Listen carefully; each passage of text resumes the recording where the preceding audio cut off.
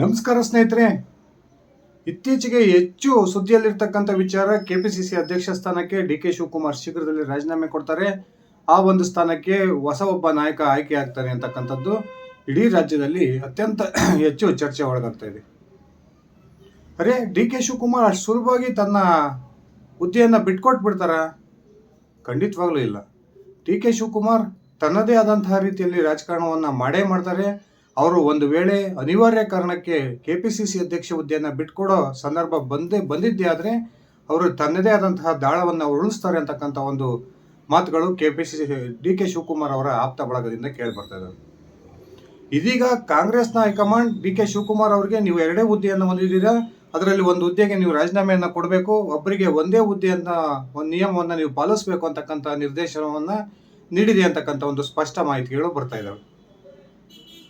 ಹಾಗಾದ್ರೆ D K Shivakumar ಯಾವ ಒಂದು ಹುದ್ದೆಗೆ ರಾಜೀನಾಮೆಯನ್ನು ಕೊಡ್ತಾರೆ ಅಂತಕ್ಕಂಥದ್ದೇ ಅತ್ಯಂತ ಕುತೂಹಲಕ್ಕೆ ಕಾರಣವಾಗಿತ್ತು. ಇದೀಗ ಡಿ ಕೆ ಶಿವಕುಮಾರ್ ಬಹುತೇಕ ತನ್ನ ಕೆಪಿಸಿಸಿ ಅಧ್ಯಕ್ಷ ಹುದ್ದೆಗೆ ರಾಜೀನಾಮೆಯನ್ನು ಕೊಡ್ತಾರೆ. ಶೀಘ್ರದಲ್ಲಿಯೇ ತನ್ನ ಸ್ಥಾನಕ್ಕೆ ರಾಜೀನಾಮೆಯನ್ನು ಘೋಷಣೆ ಮಾಡ್ತಾರೆ ಅಂತಕ್ಕಂಥ ಒಂದು ಸ್ಪಷ್ಟ ಮಾಹಿತಿಗಳು ಬರ್ತಾ ಇದ್ದಾವೆ. ಶಿವಕುಮಾರ್ ಅವರಿಂದ ಖಾಲಿಯಾಗಬಹುದಾದಂತಹ ಕೆಪಿಸಿಸಿ ಅಧ್ಯಕ್ಷ ಹುದ್ದೆಗೆ ರಾಜ್ಯದ ಅನೇಕ ಕಾಂಗ್ರೆಸ್ ನಾಯಕರು ಈಗಾಗಲೇ ಪ್ರಯತ್ನವನ್ನು ಆರಂಭಿಸಿದ್ದಾರೆ. ಒಂದು ಕಡೆ Satish Jarkiholi, K N Rajanna, M B Patil, Eshwar Khandre, ಹಾಗೆ ಕೃಷ್ಣ ಬೈರೇಗೌಡ, ಇನ್ನೊಂದು ಕಡೆ ಡಿ ಕೆ ಶಿವಕುಮಾರ್ ಅವರ ಸಹೋದರ ಡಿ ಕೆ ಸುರೇಶ್, ಇನ್ನೂ ಅನೇಕರು ನಾನು ಕೆಪಿಸಿಸಿ ಅಧ್ಯಕ್ಷ ಆಗಬೇಕು ಅಂತಕ್ಕಂಥ ಒಂದು ಆಸೆಯನ್ನು ಇಟ್ಕೊಂಡು ಈಗಾಗಲೇ ರಾಷ್ಟ್ರ ಮಟ್ಟದಲ್ಲಿ ಎಐಸಿಸಿಯ ಮೇಲೆ ಒತ್ತಡ ಆಗ್ತಕ್ಕಂಥ ಒಂದು ಪ್ರಯತ್ನಕ್ಕೆ ಕೈ ಹಾಕಿದ್ದಾರೆ. ಇದೇ ಸಂದರ್ಭದಲ್ಲಿ ಡಿ ಕೆ ಶಿವಕುಮಾರ್ ಮಹತ್ವದ ದಾಳವೊಂದನ್ನು ಉರುಳಿಸಿದ್ದಾರೆ ಅಂತಕ್ಕಂಥ ಒಂದು ಸ್ಪಷ್ಟ ಮಾಹಿತಿಗಳು ಬರ್ತಾ ಇದ್ದು, ಇಡೀ ಸಿದ್ದರಾಮಯ್ಯ ಕ್ಯಾಂಪೇ ಶೇಕ್ ಆಗಿದೆ ಈ ಒಂದು ದಾಳದಿಂದ ಅಂತಕ್ಕಂಥ ಒಂದು ಮಾತುಗಳು ಕೇಳಿ ಬರ್ತಾ ಇದ್ದಾವೆ. ಡಿ ಕೆ ಶಿವಕುಮಾರ್ ಎಷ್ಟು ಅಟವಾದಿ ಅನ್ನೋದು ಎಲ್ಲರಿಗೂ ಗೊತ್ತಿದೆ. ತಾನು ಹೊಂದಿರತಕ್ಕಂಥ ಮಹತ್ವದ ಹುದ್ದೆಯನ್ನ ಬಿಟ್ಕೊಟ್ಟು ಬೇರೆಯವರಿಗೆ ಅಷ್ಟು ಸುಲಭವಾಗಿ ಒಂದು ರೆಡ್ ಕಾರ್ಪೆಟ್ ಅನ್ನು ಹಾಕಿ ಆ ಹುದ್ದೆಯನ್ನು ಅವ್ರಿಗೆ ಬಿಟ್ಕೊಟ್ಬಿಡ್ತಾರ? ಖಂಡಿತವಾಗ್ಲೂ ಸಾಧ್ಯ ಇಲ್ಲ. ಡಿ ಕೆ ಶಿವಕುಮಾರ್ ಕೂಡ ಮೊನ್ನೆ ದೆಹಲಿಗೆ ಹೋದಂತಹ ಸಂದರ್ಭದಲ್ಲಿ ಎಐಸಿಸಿಯ ಒಂದು ನಾಯಕರು ಯಾವಾಗ ಡಿ ಕೆ ಶಿವಕುಮಾರ್ಗೆ ನೀವು ರಾಜ್ಯಾಧ್ಯಕ್ಷ ಹುದ್ದೆಗೆ ಅಂದರೆ ಕೆಪಿಸಿಸಿ ಅಧ್ಯಕ್ಷ ಸ್ಥಾನಕ್ಕೆ ರಾಜೀನಾಮೆಯನ್ನು ಕೊಡಬೇಕು ಅಂತಕ್ಕಂಥ ಒಂದು ನಿರ್ದೇಶನವನ್ನು ಕೊಟ್ಟರು, ಆ ಸಂದರ್ಭದಲ್ಲಿ ಡಿ ಕೆ ಶಿವಕುಮಾರ್ ಎಐಸಿಸಿಯ ಮುಂದೆ ಒಂದು ಬೇಡಿಕೆಯನ್ನ ಅಂದರೆ ಒಂದು ಕಂಡೀಷನ್ ಅನ್ನು ಹಾಕಿದ್ದಾರೆ ಅಂತಕ್ಕಂಥ ಒಂದು ಮಾಹಿತಿಗಳು ಲಭ್ಯವಾಗ್ತಿದ್ದಾವೆ. ಆಯ್ತು ಸ್ವಾಮಿ, ನಾನು ನಿಮ್ಮ ಮಾತಿ ಬೆಲೆ ಕೊಟ್ಟು ನನ್ನ ಕೆಪಿಸಿಸಿ ಅಧ್ಯಕ್ಷ ಹುದ್ದೆಗೆ ರಾಜೀನಾಮೆಯನ್ನು ಕೊಡ್ತೀನಿ, ಅದಕ್ಕೂ ಮುಂಚೆ ನಂದೊಂದು ಕಂಡೀಷನ್ ಇದೆ ಅಂತಕ್ಕಂಥ ಮಾತನ್ನ ಡಿ ಕೆ ಶಿವಕುಮಾರ್ ಎಐಸಿಸಿಯ ನಾಯಕರ ಮುಂದೆ ಹೇಳಿದ್ದಾರೆ ಅಂತಕ್ಕಂಥ ಮಾತುಗಳು ಕೇಳಿ ಬರ್ತದೆ. ಬನ್ನಿ ಸ್ನೇಹಿತರೆ, ನಿಜಕ್ಕೂ ಡಿ ಕೆ ಶಿವಕುಮಾರ್ ಹಾಕಿರ್ತಕ್ಕಂಥ ಕಂಡೀಷನ್ ಅನ್ನಾದರೂ ಏನು, ಡಿ ಕೆ ಶಿವಕುಮಾರ್ ಉಳಿಸಿರ್ತಕ್ಕಂಥ ಆ ಬಹುದೊಡ್ಡ ದಾಳ ಏನು, ನಿಜಕ್ಕೂ ಸಿಎಂ ಸಿದ್ದರಾಮಯ್ಯ ಬಣ ಶೇಕ್ ಆಗಿರೋದಾದ್ರೂ ಯಾಕೆ ತಿಳ್ಕೊಂಡು ಬರೋಣ. ಅದಕ್ಕಿಂತ ಮುಂಚೆ ನೀವೇನು ನನ್ನ ಇಟಿಗೆ ಮತ್ತು ಯೂಟ್ಯೂಬ್ ಚಾನಲ್ಗೆ ಸಬ್ಸ್ಕ್ರೈಬ್ ಮಾಡ್ಕೊಂಡಿಲ್ಲ ಅಂದರೆ ದಯವಿಟ್ಟು ಸಬ್ಸ್ಕ್ರೈಬ್ ಮಾಡಿಕೊಂಡು ಬೆಲ್ ಬಟನನ್ನು ಕ್ಲಿಕ್ ಮಾಡಿ. ನಾನು ಕೊಡ್ತಕ್ಕಂಥ ಮಾಹಿತಿ ನಿಮ್ಗೆ ಇಷ್ಟ ಆಗಿದ್ದರೆ ಈ ವಿಡಿಯೋಗೆ ಲೈಕ್ ಮಾಡಿ, ಶೇರ್ ಮಾಡಿ, ಕಮೆಂಟ್ ಮಾಡಿ. ಸ್ನೇಹಿತರೆ, ಡಿ ಕೆ ಶಿವಕುಮಾರ್ ತಮ್ಮ ಅಧ್ಯಕ್ಷ ಸ್ಥಾನಕ್ಕೆ ರಾಜೀನಾಮೆ ಕೊಡ್ತಾರೆ ಅಂತಕ್ಕಂಥ ಮಾತುಗಳು ಚಾಲ್ತಿಯಲ್ಲಿರ್ತಕ್ಕಂಥ ಈ ಸಂದರ್ಭದಲ್ಲಿಯೇ ಇವತ್ತು ಕೆಪಿಸಿಸಿಯ ಪದಾಧಿಕಾರಿಗಳ ಸಭೆಯನ್ನು ಬೆಂಗಳೂರಲ್ಲಿ ಡಿ ಕೆ ಶಿವಕುಮಾರ್ ಕರೆದಿರ್ತಕ್ಕಂಥದ್ದು ಅತ್ಯಂತ ಒಂದು ಅಚ್ಚರಿಗೆ ಕಾರಣವಾಗಿದೆ. ತನ್ನ ಬಲ ಪ್ರದರ್ಶನವನ್ನು ಮಾಡಬೇಕು ಅನ್ನೋ ಕಾರಣಕ್ಕೆ ಇದೀಗ ಕೆಪಿಸಿಸಿ ಪದಾಧಿಕಾರಿಗಳ ಸಭೆಯನ್ನು ಕರೆದಿರ್ತಕ್ಕಂಥ ಡಿ ಕೆ ಶಿವಕುಮಾರ್ ಬಹುತೇಕ ಈ ಕೆಪಿಸಿಸಿ ಅಧ್ಯಕ್ಷ ಹುದ್ದೆಗೆ ರಾಜೀನಾಮೆಯನ್ನು ಕೊಡೋದು ಪಕ್ಕ ಅಂತಕ್ಕಂಥ ಮಾಹಿತಿಗಳು ಕೂಡ ಸಿಗ್ತಾ ಇದಾವೆ. ಆದರೆ ತಾನು ಕೆಪಿಸಿಸಿ ಅಧ್ಯಕ್ಷ ಹುದ್ದೆಗೆ ರಾಜೀನಾಮೆಯನ್ನು ಕೊಡಬೇಕು ಅಂದರೆ ನಂದೊಂದು ಕಂಡೀಷನ್ ಇದೆ ಅಂತಕ್ಕಂಥ ಮಾತನ್ನ ಎಐಸಿಸಿಯ ನಾಯಕರ ಮುಂದೆ ಡಿ ಕೆ ಶಿವಕುಮಾರ್ ಹೇಳಿದ್ದಾರೆ ಅಂತಕ್ಕಂಥ ಒಂದು ಸ್ಪಷ್ಟ ಮಾಹಿತಿಗಳು ಡಿ ಕೆ ಶಿವಕುಮಾರ್ ಆಪ್ತ ಬಳಗದಿಂದ ಕೇಳಿ ಬರ್ತಾ ಇದಾವೆ. ಏನು ಆ ಕಂಡೀಷನ್ನು? ಹೌದು, ಡಿ ಕೆ ಶಿವಕುಮಾರ್ ತಾನು ಅಧ್ಯಕ್ಷ ಹುದ್ದೆಯನ್ನು ಬಿಡಬೇಕು ಅಂದರೆ ನನ್ನ ನಂತರ ಯಾರು ಅಧ್ಯಕ್ಷ ಆಗಬೇಕು ಅನ್ನೋದನ್ನ ನಾನು ಡಿಸೈಡ್ ಮಾಡ್ತೀನಿ, ಇದಕ್ಕೆ ನೀವು ಅವಕಾಶವನ್ನು ಮಾಡಿಕೊಡೋದಾದರೆ ನಾನು ನನ್ನ ಸ್ಥಾನಕ್ಕೆ ತಕ್ಷಣವೇ ರಾಜೀನಾಮೆಯನ್ನು ಕೊಡ್ತೀನಿ ಅಂತಕ್ಕಂಥ ಒಂದು ಬಹುದೊಡ್ಡ ಕಂಡೀಷನ್ ಅನ್ನ ಎಐಸಿಸಿಯ ನಾಯಕರು ಮುಂದೆ ಹಾಕಿದ್ದಾರೆ ಅಂತಕ್ಕಂಥ ಒಂದು ಮಾಹಿತಿಗಳು ಸಿಗ್ತಾ ಇದ್ದಾವೆ. ಅದಷ್ಟೇ ಅಲ್ಲ ಸ್ನೇಹಿತರೆ, ಇಡೀ ಸಿದ್ದರಾಮಯ್ಯ ಬಣದ ಜಂಗಾಬಲವನ್ನೇ ಅಡಗಿಸ್ತಕ್ಕಂಥ ಒಂದು ಬಹುದೊಡ್ಡ ಪ್ಲಾನ್ ಅನ್ನ ಡಿ ಕೆ ಶಿವಕುಮಾರ್ ಮಾಡಿಕೊಂಡಿದ್ದು, ಡಿ ಕೆ ಶಿವಕುಮಾರ್ ಕೆಪಿಸಿಸಿ ಅಧ್ಯಕ್ಷ ಹುದ್ದೆಗೆ ಸೂಚಿಸಿರ್ತಕ್ಕಂಥ ಹೆಸರಿನಿಂದ ಇಡೀ ಸಿದ್ದರಾಮಯ್ಯ ಬಣ ಶೇಕ್ ಆಗ್ತಾ ಇದೆ ಅಂತಕ್ಕಂಥ ಒಂದು ಮಾತುಗಳು ಕೇಳಿ ಬರ್ತಾ ಇದ್ದಾವೆ. ಅರೆ, ಆಶ್ಚರ್ಯ ಆಗ್ಬೋದು ನಿಮಗೆ. ಡಿ ಕೆ ಶಿವಕುಮಾರ್ ಅವರ ಅಧ್ಯಕ್ಷಗಿರಿಯನ್ನು ಬಿಡ್ತಾ ಇದ್ದಾರೆ, ಅಮ್ಮಮ್ಮ ಅಂದ್ರೆ ಅವರ ತಮ್ಮನ್ನ ಈ ಒಂದು ಅಧ್ಯಕ್ಷ ಹುದ್ದೆ ತರುವ ಪ್ರಯತ್ನವನ್ನು ಮಾಡಬಹುದು ಅಂತ. ಇಲ್ಲ ಸ್ನೇಹಿತರೆ, ಡಿ ಕೆ ಶಿವಕುಮಾರ್ ಅಲ್ಲಿ ತಲೆಯಲ್ಲಿರ್ತಕ್ಕಂಥ ಒಂದು ಹೆಸರನ್ನ ಕೇಳಿದ ತಕ್ಷಣನೇ ಇಡೀ ಸಿದ್ದರಾಮಯ್ಯ ಬಣ ಒಂದು ರೀತಿ ತಂಡ ಹೊಡೆದಿದೆ ಅಂತಕ್ಕಂಥ ಮಾತುಗಳು ಕೇಳಿ ಬರ್ತವೆ. ಡಿ ಕೆ ಶಿವಕುಮಾರ್ ಕೂಡ ಅಷ್ಟು ಸುಲಭವಾಗಿ ಯಾರೊಬ್ಬರ ಒಂದು ಪಟ್ಟಿಗೂ ಬಗ್ಗೋರಲ್ಲ.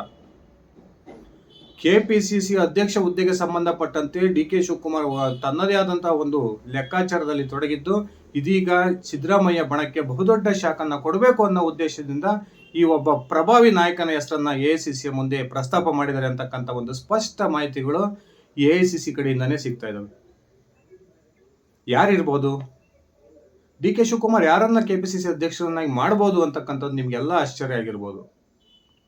ಡಿ ಕೆ ಶಿವಕುಮಾರ್ ಹೇಳಿರ್ತಕ್ಕಂಥ ಹೆಸರು ಬೇರೆ ಯಾರು ಅಲ್ಲ, ಇತ್ತೀಚೆಗೆ ತಾನೇ ಕಳೆದ ವಿಧಾನಸಭಾ ಚುನಾವಣೆಯಲ್ಲಿ ಬಿಜೆಪಿಯನ್ನ ತೊರೆದು ಕಾಂಗ್ರೆಸ್ಗೆ ಸೇರ್ಪಡೆಯಾಗಿದ್ದಂತಹ ಉತ್ತರ ಕರ್ನಾಟಕದ ಪ್ರಭಾವಿ ಲಿಂಗಾಯತ ಮುಖಂಡ ಅಥಣಿಯ ಶಾಸಕ ಲಕ್ಷ್ಮಣ್ ಸವದಿ. ಆಶ್ಚರ್ಯ ಅಲ್ವಾ? ಖಂಡಿತ ಎಲ್ಲರಿಗೂ ಕೂಡ ಆಶ್ಚರ್ಯ ಆಗುತ್ತೆ. ಕಾಂಗ್ರೆಸ್ನಲ್ಲಿ ಮೊದಲಿಂದನೂ ಕೂಡ ಬಂದಂತಹ ಘಟಾನುಘಟಿ ನಾಯಕರು ಇರ್ತಕ್ಕಂಥ ಈ ಸಂದರ್ಭದಲ್ಲಿ ಡಿ ಕೆ ಶಿವಕುಮಾರ್ ಯಾಕೆ ಈ ಲಕ್ಷ್ಮಣ್ ಸವದಿ ಹೆಸರನ್ನು ಪ್ರಸ್ತಾಪ ಮಾಡಿದ್ದಾರೆ? ಡಿ ಕೆ ಶಿವಕುಮಾರ್ ಅವರ ಈ ಲೆಕ್ಕಾಚಾರದ ಹಿಂದೆ ಸತೀಶ್ ಜಾರಕಿಹೊಳಿ ಅವರನ್ನ ಕಟ್ಟಿ ಹಾಕಬೇಕು ಅಂತಕ್ಕಂಥ ಸ್ಪಷ್ಟ ಉದ್ದೇಶ ಇದೆ ಅಂತಕ್ಕಂಥ ಒಂದು ಮಾತುಗಳು ಚರ್ಚೆ ಆಗ್ತಿದ್ದಾವೆ. ಮೊದಲಿಂದಲೂ ಕೂಡ ನಮ್ಗೆಲ್ಲ ಗೊತ್ತಿರೋ ಹಾಗೆ ಡಿ ಕೆ ಶಿವಕುಮಾರ್ ರಾಜ್ಯದ ಉಪಮುಖ್ಯಮಂತ್ರಿ ಆದ ದಿನದಿಂದಲೂ ಕೂಡ ಅವರಿಗೆ ಬಹುದೊಡ್ಡ ತೊಡರುಗಳನ್ನು ಕೊಡ್ತಾ ಬಂದಿರತಕ್ಕಂಥದ್ದು ಸತೀಶ್ ಜಾರಕಿಹೊಳಿ ಅಂದ್ರೆ ತಪ್ಪಾಗೋದಿಲ್ಲ. ಸತೀಶ್ ಜಾರಕಿಹೊಳಿ ಕೂಡ ಈಗ ಕೆಪಿಸಿಸಿ ಅಧ್ಯಕ್ಷ ಹುದ್ದೆ ಮೇಲೆ ಕಣ್ಣಿಟ್ಟಿದ್ದು, ಆ ಹುದ್ದೆಯಿಂದ ಅವರನ್ನು ತಪ್ಪಿಸಬೇಕು ಅನ್ನೋ ಒಂದೇ ಒಂದು ಕಾರಣಕ್ಕೆ ಇದೀಗ ಡಿ ಕೆ ಶಿವಕುಮಾರ್ ಈ ಮಹತ್ವದ ದಾಳವನ್ನು ಉಳಿಸಿದ್ದು ಲಕ್ಷ್ಮಣ್ ಸವದಿ ಅವರ ಹೆಸರನ್ನ ಕೆಪಿಸಿಸಿ ಅಧ್ಯಕ್ಷ ಸ್ಥಾನಕ್ಕೆ ಮುನ್ನೆಲೆಗೆ ತಂದಿರತಕ್ಕಂಥದ್ದು ಈಗ ಇಡೀ ಸಿದ್ದರಾಮಯ್ಯ ಬಣದ ಪ್ರಮುಖ ನಾಯಕರಿಗೆ ಬಹುದೊಡ್ಡ ತಲೆನೋವನ್ನ ತಂದೊಡ್ಡಿದೆ. ಬಿಜೆಪಿ ಲಕ್ಷ್ಮಣ್ ಸವದಿ ಅವರಿಗೆ ಉಪಮುಖ್ಯಮಂತ್ರಿ ಅಂತ ಮಹತ್ವದ ಸ್ಥಾನವನ್ನ ಕೊಟ್ಟಿದ್ರು ಕೂಡ ಕಳೆದ ವಿಧಾನಸಭಾ ಚುನಾವಣೆಯಲ್ಲಿ ಲಕ್ಷ್ಮಣ್ ಸವದಿ ಬಿಜೆಪಿಯನ್ನು ತೊರೆದು ಕಾಂಗ್ರೆಸ್ ಅನ್ನ ಸೇರ್ಪಡೆಯಾಗಿದ್ರು. ತನ್ನ ಸ್ವಕ್ಷೇತ್ರ ಅಥಣಿಯಲ್ಲಿ ಸುಮಾರು 75,000ಕ್ಕೂ ಅಧಿಕ ಮತಗಳ ಅಂತರದಿಂದ ಮಹೇಶ್ ಕುಮಟಳ್ಳಿ ಅವರ ವಿರುದ್ಧ ಈ ಲಕ್ಷ್ಮಣ್ ಸವದಿ ಅವರು ಗೆಲುವನ್ನ ಕಂಡಿದ್ರು ಕೂಡ ತದನಂತರ ಬಂದಂತಹ ಕಾಂಗ್ರೆಸ್ ಸರ್ಕಾರದಲ್ಲಿ ಲಕ್ಷ್ಮಣ್ ಸವದಿ ಅವರಿಗೆ ಇವತ್ತಿನವರೆಗೂ ಕೂಡ ಯಾವುದೇ ಒಂದು ಮಹತ್ವದ ಹುದ್ದೆ ಆಗಲಿ ಮಂತ್ರಿ ಸ್ಥಾನವಾಗಲಿ ಸಿಗದೇ ಇರತಕ್ಕಂಥದ್ದು ಲಕ್ಷ್ಮಣ್ ಸವದಿ ಅವರ ಅಸಮಾಧಾನಕ್ಕೂ ಕೂಡ ಕಾರಣ ಆಗಿದೆ ಅಂತಕ್ಕಂಥ ಮಾತುಗಳು ಕೇಳಿ ಬರ್ತಿದ್ವು. ಲೋಕಸಭಾ ಚುನಾವಣೆಯ ಸಂದರ್ಭದಲ್ಲಿ ಯಾವಾಗ ಜಗದೀಶ್ ಶೆಟ್ಟರ್ ಬಿಜೆಪಿಯನ್ನ ಸೇರ್ಪಡೆಯಾದರೂ ಲಕ್ಷ್ಮಣ್ ಸವದಿ ಅವರನ್ನು ಸೆಳೆಯೋ ಪ್ರಯತ್ನಕ್ಕೂ ಕೂಡ ಬಿಜೆಪಿ ಕೈ ಹಾಕಿತ್ತು. ಬಹುತೇಕ ಲಕ್ಷ್ಮಣ್ ಸವದಿ ಅವರು ಇನ್ನೇನು ಬಿಜೆಪಿ ಸೇರ್ಪಡೆ ಆಗ್ತಾರೆ ಅಂತಕ್ಕಂಥ ಸಂದರ್ಭದಲ್ಲಿಯೇ ಎಐಸಿಸಿಯ ನಾಯಕರು ನೇರವಾಗಿ ಲಕ್ಷ್ಮಣ್ ಸವದಿ ಅವರನ್ನ ಸಂಪರ್ಕ ಮಾಡಿ ನಿಮಗೆ ಮುಂಬರ್ತಕ್ಕಂಥ ದಿನಗಳಲ್ಲಿ ಕಾಂಗ್ರೆಸ್ನಲ್ಲಿ ಸೂಕ್ತ ಸ್ಥಾನಮಾನವನ್ನು ಕೊಡ್ತೀವಿ ಅಂತಕ್ಕಂಥ ಭರವಸೆಯನ್ನು ಕೊಡೋದ್ರ ಮೂಲಕ ಲಕ್ಷ್ಮಣ್ ಸವದಿ ಅವರನ್ನ ಕಾಂಗ್ರೆಸ್ ಬಿಡದಂತೆ ನೋಡಿಕೊಂಡಿದ್ರು. ಇದೀಗ ಲೋಕಸಭಾ ಚುನಾವಣೆ ಮುಗಿದೋಗಿದೆ. ಒಂದು ಬಾರಿ ರಾಜ್ಯದ ಉಪಮುಖ್ಯಮಂತ್ರಿಯಾಗಿ ಅಧಿಕಾರವನ್ನ ಅನುಭವಿಸಿರ್ತಕ್ಕಂಥ ಲಕ್ಷ್ಮಣ್ ಸವದಿ ಕೇವಲ ರಾಜ್ಯದ ಮಂತ್ರಿ ಆಗಿದ್ರೆ ಅವ್ರು ತೃಪ್ತಿ ಪಡ್ಕೊಳ್ಳಲ್ಲ ಅಂತಕ್ಕಂಥದ್ದು ಎಲ್ಲರ ಭಾವನೆ. ಇದೀಗ ಇಡೀ ಸಿದ್ದರಾಮಯ್ಯ ಬಣಕ್ಕೆ ಬಹುದೊಡ್ಡ ಶಾಖನ್ನು ಕೊಡಬೇಕು ಅನ್ನೋ ಉದ್ದೇಶಕ್ಕೆ ಡಿ ಕೆ ಶಿವಕುಮಾರ್ ಲಕ್ಷ್ಮಣ್ ಸವದಿ ಅವರ ಹೆಸರನ್ನ ಈ ಕೆಪಿಸಿಸಿ ಅಧ್ಯಕ್ಷ ಹುದ್ದೆಗೆ ತರೋದ್ರ ಮೂಲಕ ಇಡೀ ಈ ಸಿದ್ದರಾಮಯ್ಯ ಬಣದ ನಾಯಕರು ಏನೆಲ್ಲ ಈ ಡಿ ಕೆ ಶಿವಕುಮಾರ್ ಅವರ ವಿರುದ್ಧ ಪಿತೂರಿಯನ್ನ ಮಾಡ್ತಾ ಇದ್ರು, ಒಂದೇ ಒಂದು ಬಾಂಬಲ್ಲಿ ಇವರೆಲ್ಲರನ್ನೂ ಕೂಡ ಸುಮ್ಮನೆ ಮಾಡ್ತಕ್ಕಂಥ ಒಂದು ಪ್ರಯತ್ನಕ್ಕೆ ಡಿ ಕೆ ಶಿವಕುಮಾರ್ ಕೈ ಹಾಕಿದ್ದಾರೆ ಅಂತಕ್ಕಂಥ ಮಾಹಿತಿಗಳು ಕೇಳಿ ಬರ್ತಾ ಇದಾವೆ. ಯಾವಾಗ ಲಕ್ಷ್ಮಣ್ ಸವದಿ ಅವರ ಹೆಸರನ್ನ ಡಿ ಕೆ ಶಿವಕುಮಾರ್ ಪ್ರಸ್ತಾಪಿಸಿದ್ರು, ಇದನ್ನ ಕನಸಿನಲ್ಲಿಯೂ ಕೂಡ ಸಿದ್ದರಾಮಯ್ಯ ಬಣದ ಪ್ರಮುಖ ನಾಯಕರು ಊಹಿಸಿರಲಿಲ್ಲ. ಡಿ ಕೆ ಶಿವಕುಮಾರ್ ಇಂಥ ಒಂದು ಹೆಸರನ್ನ ಪ್ರಸ್ತಾಪ ಮಾಡ್ತಾರೆ, ಇದು ನಮಗೆ ಬಹುದೊಡ್ಡ ತಲೆನೋವಾಗುತ್ತೆ ಅಂತಕ್ಕಂಥ ಒಂದು ಸಣ್ಣ ಯೋಚನೆಯೂ ಕೂಡ ಈ ಸಿದ್ದರಾಮಯ್ಯ ಬಣದ ಪ್ರಮುಖ ನಾಯಕರಿಗೆ ಇರಲಿಲ್ಲ.